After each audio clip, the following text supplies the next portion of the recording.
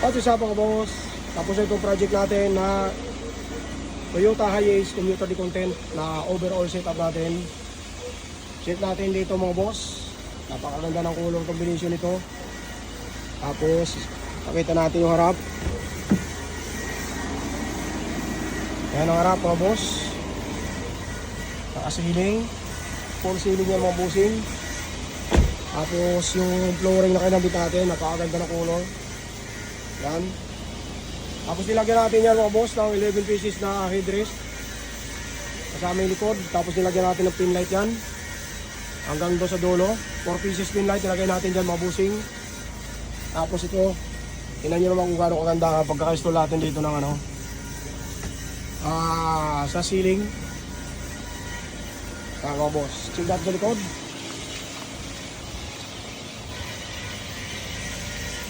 Yan mga bossing oh.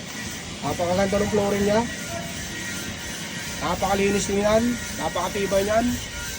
Tapos yung kinabit natin pin light. Pin light dyan. Tapos ceiling.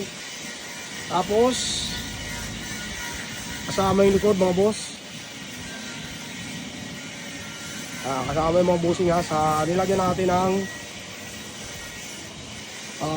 ito sa sidings. Tapos dito sa harap, yan mga bossing ko, napakaganda, napaka-solid ng pagkakagawa mga boss. Kung gusto yung paggawa ng ganito mga boss, kagaya ng setup namin dito sa commuter na to, pag-message lang kayo sa aming Facebook page at pag-usapan natin ang presyo. Napakamura lang pero napakaganda nito mga boss.